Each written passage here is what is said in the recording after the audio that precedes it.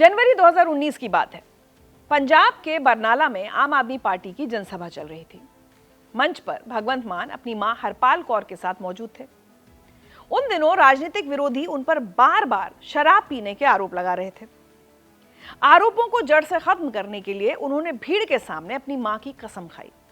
उन्होंने ऐलान किया कि वो कभी शराब को हाथ नहीं लगाएंगे और अपना बाकी जीवन सिर्फ पंजाब की सेवा में लगाएंगे। इसी वादे ने उनकी छवि को बदला, जिसका नतीजा 2022 में दिखा जब वो पंजाब के 17वें मुख्यमंत्री बने। लेकिन अब उस वादे के करीब 7.5 साल बाद फिर से भगवंत मान विवादों में है और वजह वही पुरानी है, शराब। 15 जून 2026 की शाम अमृतसर में श्री अकाल तख्त साहिब से ऐसा ऐतिहासिक फरमान आया जिसने सबको चौंका दिया। सिखों के सर्वोच्च धार्मिक पीठ ने मुख्यमंत्री भगवंत मान को गुरुद्रोही या गुरुदोषी और खालसा पंथ विरोधी घोषित कर दिया है। ये कड़ा फैसला उस विवादित वायरल वीडियो के आधार पर लिया गया है जिसमें कथित तौर पर भगवंत मान जैसी शक्ल वाला एक व्यक्ति शराब पीता और गुरुओं की तस्वीरों का घोर अपमान करता दिख रहा है। जो नेता शराब छोड़ने की कसम खाकर सत्ता में आया, अब उसी पर शराब पीकर धर्म का और धर्म गुरुओं का अपमान करने का आरोप लगा है। लेकिन सच क्या है, आज अनकही में हम इसी की पड़ताल करेंगे। आपको इस वीडियो में उन 5 सवालों के जवाब मिलेंगे जो आप जानना चाहते हैं। पहला सवाल, भगवंत मान से जुड़े वायरल वीडियो का पूरा सच क्या है। दूसरा, विवादित वीडियो पर आई फोरेंसिक रिपोर्ट क्या कहती है।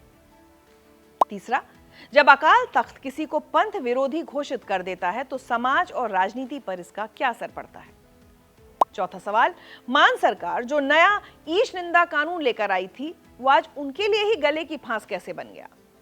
और पांचवा, कॉमेडी की मंच से निकलकर भगवंत मान ने पंजाब की सत्ता के शिखर तक का सफर कैसे तय किया। इन तमाम सवालों के जवाब सिर्फ कयास नहीं है, हमारे जवाब पूरी तरह से तथ्यों और 100% सही डेटा पर आधारित होंगे। तो चलिए बात करते हैं उस सफर की जो पंजाब के संगरूर से शुरू हुआ था। वहां सतोज नाम का एक छोटा सा गांव है और वहीं 17 अक्टूबर 1973 को भगवंत सिंह मान का जन्म हुआ। उनके पिता मोहिंदर सिंह पेशे से साइंस के टीचर थे और उनकी मां हरपाल कौर घर संभालती थी। ग्रामीण माहौल में पले बढ़े भगवंत ने गांव की संस्कृति और वहां के लोगों के संघर्ष को गहराई से महसूस किया। बाद में उन्होंने उच्च शिक्षा के लिए सुनाम के शहीद ऊधम सिंह सरकारी कॉलेज में बीकॉम में दाखिला लिया। हालांकि वो अपनी पढ़ाई पूरी नहीं कर पाए और पहले साल में ही कॉलेज छोड़ दिया। लेकिन कॉलेज के दिनों में ही उनकी कलात्मक और व्यंग्यात्मक प्रतिभा सामने आने लगी थी। उन्होंने यूथ फेस्टिवल्स और इंटर कॉलेज कॉम्पिटिशन्स में हिस्सा लिया। कॉलेज का प्रतिनिधित्व करते हुए उन्होंने पंजाब यूनिवर्सिटी की प्रतियोगिता में कॉमेडी में 2 गोल्ड मेडल जीते। महज 18 साल की उम्र में उनका पहला ऑडियो कैसेट बाजार में आ गया था। यह उनकी असाधारण प्रतिभा का सबूत था। 1991 में उन्होंने जगतर जग्गी के साथ कॉमेडी पार्टनरशिप की। इन दोनों ने मिलकर जुगनू कहंदा है नाम का टीवी कार्यक्रम शुरू किया। इसका प्रसारण अल्फा ईटीसी पंजाबी चैनल पर होता था। यह शो पंजाब में इतना मशहूर हुआ कि वो हर घर में पहचाने जाने लगे और उनका नाम जुगनू पड़ गया। लगभग 10 साल तक साथ काम करने के बाद जब वो जग्गी से अलग हुए तो मान ने राणा रणबीर के साथ नया सफर शुरू किया। 2001 में नया शो आया, जुगनू मस्त मस्त। इस शो ने कामयाबी के पुराने सभी रिकॉर्ड तोड़ दिए। उनकी कॉमेडी कभी हल्की या सतही नहीं रही। अपने कुल्फी गर्मा गर्म जैसे एल्बम के जरिए उन्होंने महंगाई और राजनेताओं की जवाबदेही पर करारे व्यंग किए। इसके अलावा उन्होंने पुलिस व्यवस्था और आम जनता के रोजमर्रा के संघर्षों को भी आवाज दी। 2008 में वो स्टार प्लस के मशहूर reality show the great Indian laughter challenge के जरिए नेशनल टीवी पर पहुंचे। उन्होंने नेशनल अवार्ड जीतने वाली फिल्म मैं मां पंजाब दी और सुखमणि जैसी फिल्मों में भी अपने अभिनय का कमाल दिखाया। लाफ्टर चैलेंज से ही मशहूर हुए कॉमेडियन कपिल शर्मा के साथ उनकी गहरी दोस्ती शुरू हुई थी, जो राजनीति में ऊंचे पद पर पहुंचने के बाद भी कायम रही।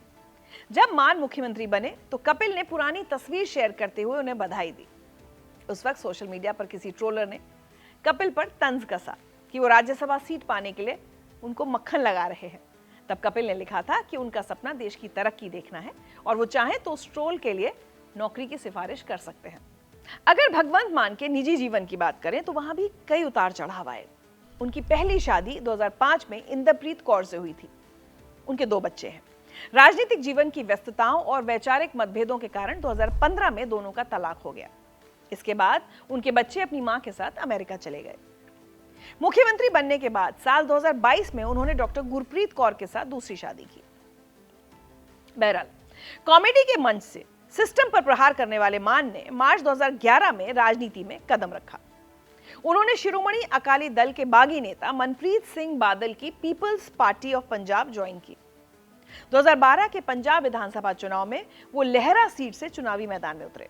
पहले चुनाव में उन्हें कांग्रेस की दिग्गज नेता राजिंदर कौर भट्टल के सामने हार का सामना करना पड़ा। यह हार उनके लिए राजनीति की बड़ी सीख साबित हुई।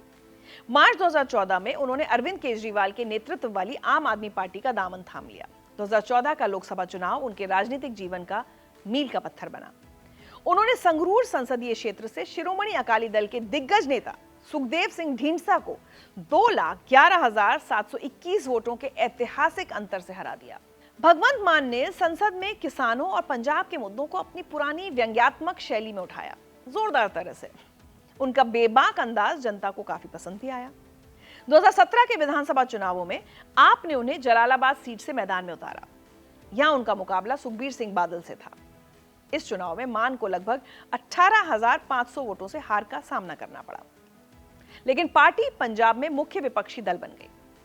2018 में जब अरविंद केजरीवाल ने बिक्रम सिंह मजीठिया से माफी मांगी तो मान ने सैद्धांतिक विरोध जताते हुए पंजाब संयोजक पद से इस्तीफा दे दिया। आपको याद होगा, दरअसल केजरीवाल ने पंजाब में चुनाव प्रचार के दौरान शिरोमणि अकाली दल के नेता बिक्रम मजीठिया पर ड्रग तस्करी के आरोप लगाए थे, जिसके लिए बाद में उन्हें लिखित माफी मांगनी पड़ी थी। उस माफी पर मान को ऐतराज था, लेकिन जब मान के बिना पार्टी कमजोर होने लगी तो जनवरी 2019 में उन्हें फिर से इस पद पर बिठा दिया गया। 2019 के लोकसभा चुनाव के दौरान भी देश भर में मोदी लहर थी। दिल्ली में आम आदमी पार्टी की सरकार थी, लेकिन पंजाब में पार्टी का प्रभाव काफी कम हो चुका था। इसके बावजूद भगवंत मान ने अपने दम पर संगरूर सीट जीत ली। वो 17वीं लोकसभा में अपनी पार्टी के अकेले सांसद बनकर संसद पहुंचे थे। इस जीत ने भगवंत मान को पंजाब में आम आदमी पार्टी का सबसे मजबूत चेहरा बना दिया। इसके बाद आता है 2022 का विधानसभा चुनाव। पार्टी ने जनवरी में जनता चुनेगी अपना सीएम नाम का टेलीफोनिक सर्वे शुरू किया, जिसमें 21 लाख से ज्यादा लोगों ने अपना वोट दर्ज कराया। नतीजे आए तो 93% लोगों ने मान को मुख्यमंत्री पद का चेहरा चुना। इसके बाद पूरे पंजाब में आपके पक्ष में लहर दौड़ गई। पार्टी ने कुल 117 में से 92 सीटें जीतकर प्रचंड बहुमत हासिल किया। 2 बार लोकसभा चुनाव जीतने वाले भगवंत मान ने पहली बार विधानसभा चुनाव जीता। उन्होंने संगरूर की धूरी सीट से जीत दर्ज की। आम आदमी पार्टी ने मान को मुख्यमंत्री बनाने का ऐलान किया। आमतौर पर मुख्यमंत्री का शपथ ग्रहण समारोह चंडीगढ़ के राजभवन में होता है, लेकिन भगवंत मान ने कुछ अलग किया। इस बार समारोह शहीद आजम भगत सिंह के पैतृक गांव खटकड़ कलां में रखा गया और 16 मार्च 2022 का दिन पंजाब के इतिहास में दर्ज हो गया। मंच पर मान अपनी चिर परिचित बसंती पगड़ी पहनकर आए। ये पीला रंग इंकलाब, बलिदान और भगत सिंह की विचारधारा का प्रतीक माना जाता है। मान के जीवन पर वैसे भगत सिंह का प्रभाव काफी गहरा दिखता है, या राजनीति की मजबूरी है कि वो दिखाते हैं। 2014 में जब वो पहली बार सांसद चुने गए थे, तब भी अपना जीत का सर्टिफिकेट लेकर सीधे खटकड़ कला पहुंचे थे। उन्होंने जीत का प्रमाण पत्र भगत सिंह की प्रतिमा के पास रखा था। उनका नियम रहा है कि जब भी वो कोई नया काम करते हैं तो उससे पहले खटकड़ कला जरूर जाते हैं। मुख्यमंत्री की कुर्सी संभालते ही उन्होंने बड़ा आदेश दिया। सरकारी दफ्तरों में मुख्यमंत्री की तस्वीर लगाने की पुरानी परंपरा खत्म कर दी और आदेश दिया गया कि अब से भगत सिंह और डॉक्टर बी आर अम्बेडकर की तस्वीरें ही लगाई जाएंगी। लेकिन सत्ता के शिखर तक पहुंचने का सफर इतना आसान नहीं था। उनका राजनीतिक जीवन कई गंभीर विवादों से घिरा रहा है। इन विवादों ने समय समय पर उनकी छवि पर बड़े सवाल खड़े किए। सबसे बड़ा विवाद जुलाई 2016 में सामने आया था। सांसद रहते हुए वो सुरक्षा विवाद के केंद्र में आ गए थे। उन्होंने अपनी गाड़ी से संसद भवन परिसर में एंट्री करते वक्त फेसबुक पर लाइव स्ट्रीमिंग शुरू कर दी। लगभग 12 मिनट के वीडियो में बहुत कुछ ऐसा दिखाया गया जो सुरक्षा के लिहाज से बेहद संवेदनशील था। सुरक्षा बैरिकेड्स और जांच प्रक्रियाओं को भी दिखा दिया। कैमरे को घुमाते हुए वो उस कमरे तक पहुंच गए जहां प्रश्नकाल के लिए सवालों का चयन किया जाता है। 2001 में संसद पर हुए आतंकवादी हमले को देखते हुए इसे सुरक्षा में भारी चूक माना गया। शुरुआत में मान ने अपने काम का बचाव किया। उन्होंने कहा कि वो सिर्फ लोगों को संसद की कार्यप्रणाली दिखाना चाहते थे। मामला जब लोकसभा अध्यक्ष सुमित्रा महाजन तक पहुंचा तो उन्होंने मान को कड़ी फटकार लगाई। सभी राजनीतिक दलों ने मान के निलंबन की मांग शुरू कर दी। दबाव बढ़ने पर मान को बिना शर्त लिखित माफी मांगनी पड़ी। इस घटना की जांच के लिए 9 सदस्यीय समिति बनाई गई। उस समिति ने मान को विशेषाधिकार हनन का दोषी पाया। आरोप साबित होने पर मान ने समिति के सामने बिना शर्त माफी मांगी और हलफनामा भी दिया कि वो भविष्य में दोबारा ऐसा काम नहीं करेंगे।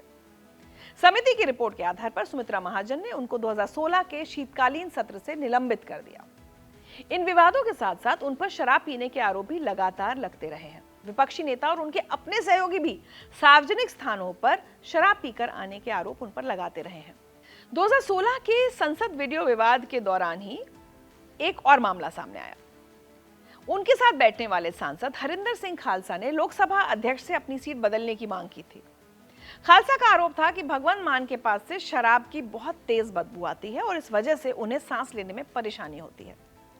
विपक्ष ने इस मुद्दे को मान के खिलाफ बड़ा राजनीतिक हथियार बना लिया था।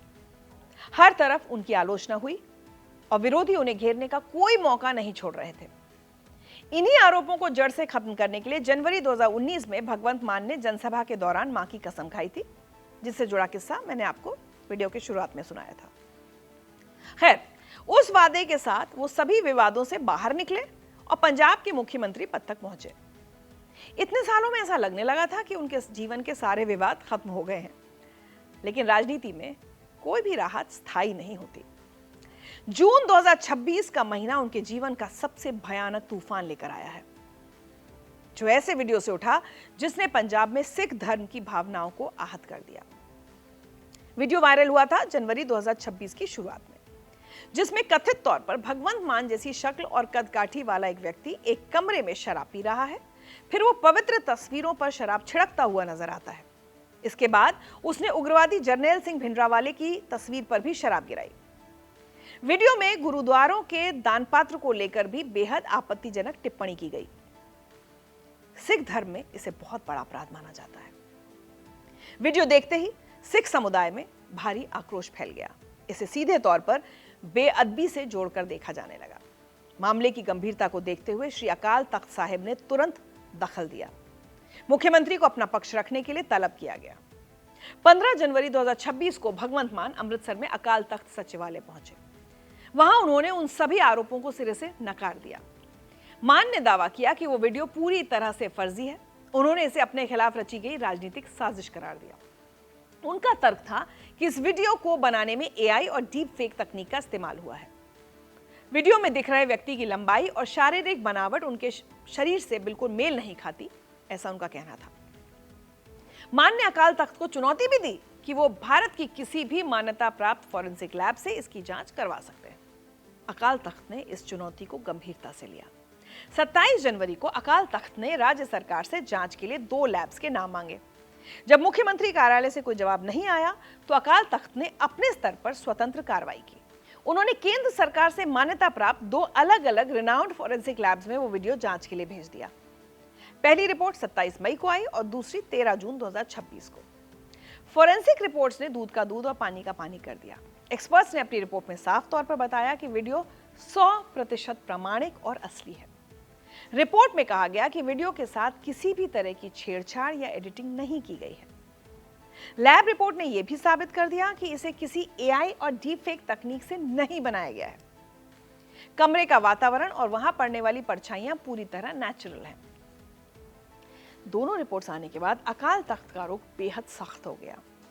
15 जून 2026 को अमृतसर में श्री अकाल तख्त साहिब की प्राचीर पर 5 सिंह साहिबान की आपात बैठक बुलाई गई।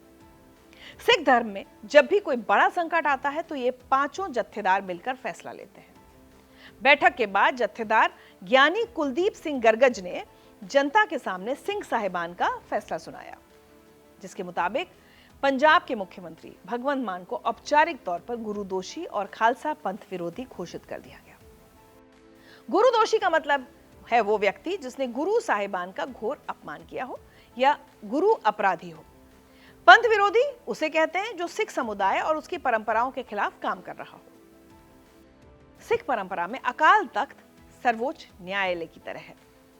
अक्सर धार्मिक नियम टूटने पर अकाल तख्त दोषी को तनखैया घोषित करता है। तनखैया वो होता है जिससे अनजाने में कोई भूल हो गई हो। ऐसे व्यक्ति को सजा भुगतने और प्रायश्चित करने का मौका मिलता है। महाराजा रणजीत सिंह से लेकर सुखबीर सिंह बादल तक को तनखैया घोषित किया जा चुका है। तो कह सकते हैं एक तरह से ये आम बात है। लेकिन गुरु दोषी घोषित होना तनखैया से कई गुना ज्यादा गंभीर और कलंकित करने वाला माना जाता है। इसका मतलब है कि व्यक्ति ने जानबूझकर धर्म का अपमान किया है और वो गुरुओं का दुश्मन है। इस सजा के बाद अकाल तख्त पूरे सिख समुदाय को आदेश देता है कि उस व्यक्ति का पूरी तरह सामाजिक और धार्मिक बहिष्कार किया जाए। इसी आदेश के तहत दुनिया भर के सिखों को भगवंत मान से कोई भी संबंध न रखने को कहा गया। किसी भी मुख्यमंत्री के लिए अपने ही राज्य में इस तरह बहिष्कृत होना बहुत बड़ा सियासी झटका है।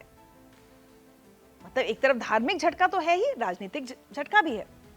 अकाल तख्त के जत्थेदार ने साफ कहा कि मुख्यमंत्री ने अकाल तख्त के सामने झूठ बोला है और खालसा पंथ इसे बर्दाश्त नहीं करेगा। पंजाब में बेअदबी हमेशा से बहुत भावुक और संवेदनशील मुद्दा रहा है। 2015 में फरीदकोट के बरगाड़ी और बुर्ज जवाहर सिंह वाला गांव में हुई बेअदबी की घटनाओं ने काफी बवाल खड़ा कर दिया था। पिछली सरकारों ने भी सख्त कानून बनाने की कोशिश की थी, लेकिन उन्हें कामयाबी नहीं मिली थी। मान सरकार ने इसी मुद्दे पर अपनी सबसे बड़ी राजनीतिक जीत दर्ज करने की कोशिश की थी। 13 अप्रैल 2026 को बैसाखी के दिन पंजाब विधानसभा का विशेष सत्र बुलाया गया था। इसी सत्र में जगत जोत श्री गुरु ग्रंथ साहिब सत्कार संशोधन विधेयक 2026 सर्वसम्मति से पारित किया गया। यह कानून देश के सबसे सख्त कानूनों में गिना गया। कानून में पवित्र ग्रंथों की बेअदबी करने वालों के लिए 10 साल से लेकर आजीवन कारावास तक की सजा तय की गई। जुर्माने की रकम भी 5 लाख से 25 लाख रुपए तक रखी गई। सरकार ने इस कानून को अपनी सबसे बड़ी उपलब्धि बताया। कानून के पास होने की खुशी में भगवंत मान ने अमृतसर के स्वर्ण मंदिर में शुक्राना यात्रा भी निकाली थी। तब शिरोमणि गुरुद्वारा प्रबंधक कमेटी और श्री अकाल तख्त साहिब ने कानून का कड़ा विरोध किया। उनका कहना था कि इतने संवेदनशील कानून को बनाते समय सिख धार्मिक संस्थाओं से कोई औपचारिक राय नहीं ली गई। कानून में ईश निंदा की कोई साफ परिभाषा भी नहीं दी गई है। धार्मिक नेताओं को डर था कि इस कानून का इस्तेमाल विरोधियों को फंसाने और उनकी आवाज दबाने के लिए किया जा सकता है। जिस कानून पर मान सरकार अपनी पीठ थपथपा रही थी, अब वही उनके गले की फांस बन गया है। अकाल तख्त के फरमान के बाद पंजाब की राजनीति 2 हिस्सों में बंट गई है। आम आदमी पार्टी ने अपने मुख्यमंत्री का बचाव करने के लिए पूरा जोर लगा दिया है। पार्टी के मीडिया प्रभारी बलतेज सिंह पन्नू का कहना है कि फॉरेंसिक रिपोर्ट सिर्फ ये बताती है कि वीडियो असली है और उसमें कोई बदलाव नहीं हुआ है, लेकिन इससे ये तो साबित नहीं होता कि वीडियो में दिख रहा व्यक्ति पंजाब का मुख्यमंत्री ही है। क्या फॉरेंसिक एक्सपर्ट्स ने उस व्यक्ति की लंबाई नापी है? आम आदमी पार्टी का आरोप है कि विपक्षी दलों के इशारे पर धार्मिक संस्थाओं का राजनीतिकरण हो रहा है। दूसरी तरफ विपक्ष को मान सरकार पर हमला करने का सबसे बड़ा हथियार मिल गया है। बीजेपी नेताओं ने कहा कि मुख्यमंत्री पद के लिए ईमानदारी बहुत जरूरी है, इसलिए उन्हें तुरंत पद छोड़ देना चाहिए। वहीं कांग्रेस नेताओं का कहना है कि दुनिया भर के सिखों की आस्था का सवाल है और मान को विनम्रता से इस्तीफा दे देना चाहिए। शिरोमणि अकाली दल मुख्यमंत्री के पूर्ण बहिष्कार की मांग कर रहा है। यह संस्थागत टकराव अब बहुत खतरनाक मोड़ पर पहुंच चुका है।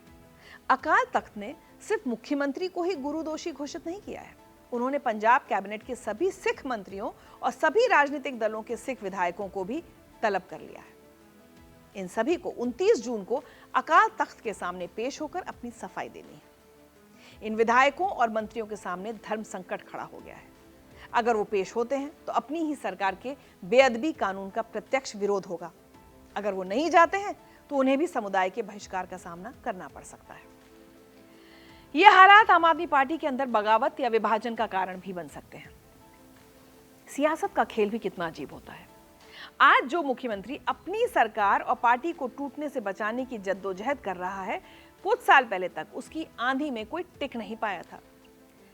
कभी अपने हास्य और व्यंग से पंजाब के सबसे ताकतवर परिवारों को सत्ता से बाहर करने वाले मान आज खुद सबसे बड़े चक्रव्यूह में फंसे हैं। उनका सफर भारतीय राजनीति में सत्ता विरोधी लहर और जन असंतोष को भुनाने की सबसे शानदार केस स्टडी है। वो युवा कलाकार से टीवी के जुगनू बने, फिर उन्होंने पंजाब के मुख्यमंत्री तक का सफर तय किया। अभी गुरु दोषी विवाद उनके राजनीतिक करियर की सबसे खतरनाक अग्नि परीक्षा है। लड़ाई अब सिर्फ वीडियो के असली या नकली होने की नहीं रह गई है। ये चुनी हुई राज्य सरकार और सिखों के सर्वोच्च धार्मिक प्राधिकरण के बीच सीधा टकराव बन चुकी है। भारत जैसे लोकतांत्रिक देश में राजनीतिक धारणाएं अक्सर धार्मिक आस्थाओं से ही संचालित होती है। 2027 के विधानसभा चुनावों से पहले यह आम आदमी पार्टी के लिए अस्तित्व का संकट बन गया है। अगर मान इस चक्रव्यूह से सुरक्षित बाहर निकल आते हैं तो ये उनके राजनीतिक कौशल की ऐतिहासिक जीत होगी। लेकिन अगर ऐसा नहीं हुआ तो क्या भगवंत मान का राजनीतिक करियर खत्म हो जाएगा? आप इस बारे में क्या सोचते हैं? अब आगे पंजाब में क्या होने वाला है? अपनी राय कमेंट सेक्शन में लिखकर हमारे साथ जरूर शेयर करें।